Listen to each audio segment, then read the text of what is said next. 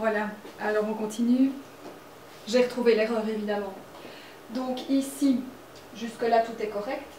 Simplement ici au niveau du moins b, sachant que le b vaut 1, j'avais mis moins 2. À mon avis, j'ai dû confondre avec le c. Donc c'est bien 1 plus ou moins la racine carrée du delta qui vaut 9 sur 2 fois a. Et ici, il y a encore une autre erreur, pardon, c'est 2 fois 1. Qui donne donc 2. Ça veut dire que si je remets tout ça très proprement, j'ai soit moins 1 plus 3 divisé en 2 ou moins 1 moins 3 divisé en 2. Ça veut dire soit 2 sur 2 et j'obtiens 1 ou soit moins 4 sur 2 et j'obtiens moins 2. Et donc ici, avec les méthodes de factorisation, les toutes premières que l'on a vues, on est bloqué. Et donc du coup, il faut passer au discriminant. Quelle est la méthode qui est toujours applicable? Ici, on se rend compte qu'on a deux cas qu'on ne sait pas résoudre par les méthodes plus classiques. Donc la méthode toujours applicable, c'est celle du discriminant.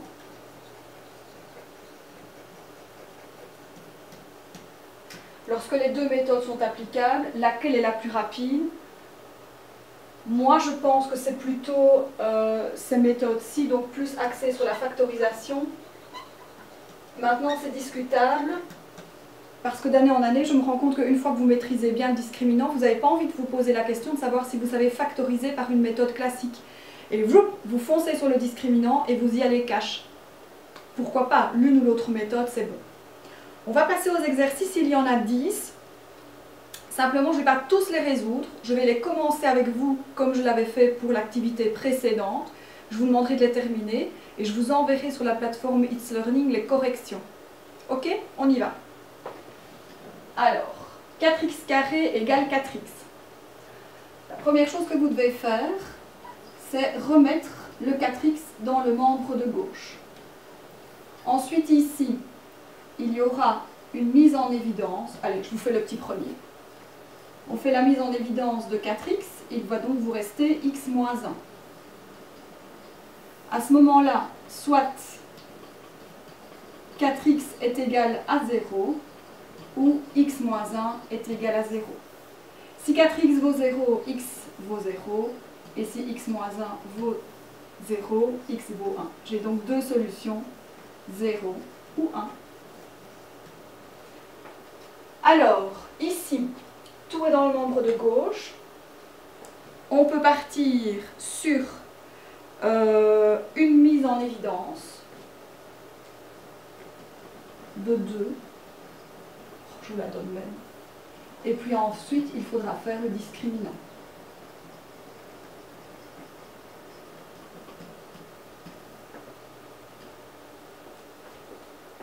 Alors celui-ci, on a deux signes moins, ce n'est pas un trinôme carré parfait, on part sur le discriminant tout de suite.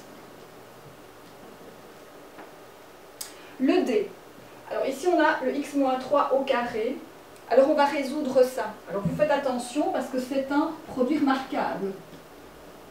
Donc je dois faire le carré du premier plus le carré du deuxième moins le double produit.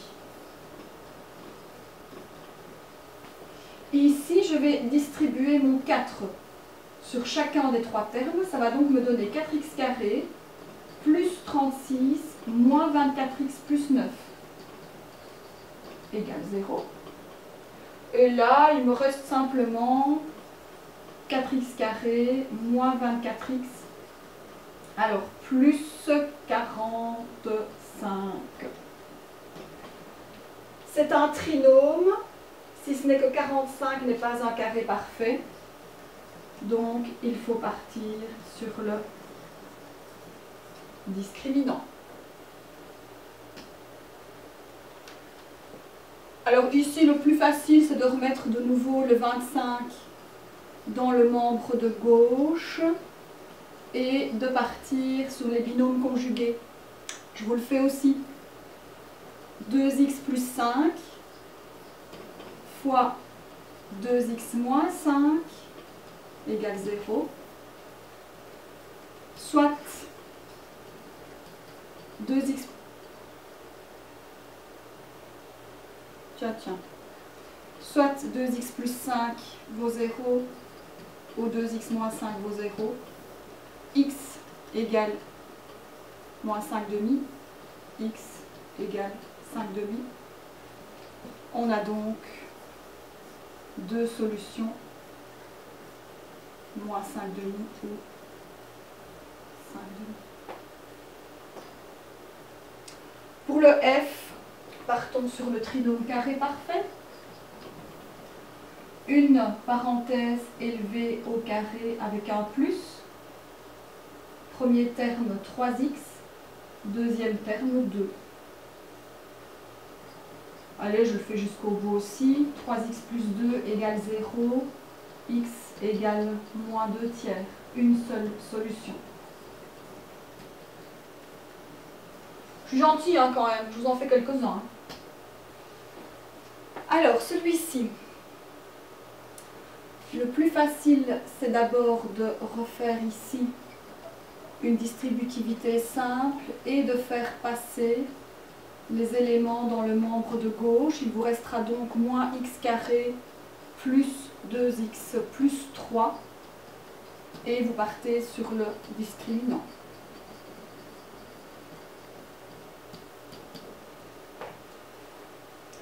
Le h, je remettrai aussi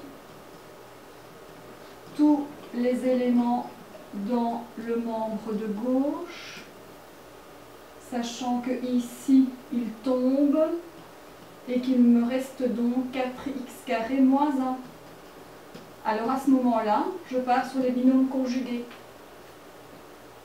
Celui-là, je vous le laisse terminer quand même. Alors ici, 16x carré moins 2x moins 30x égale 0.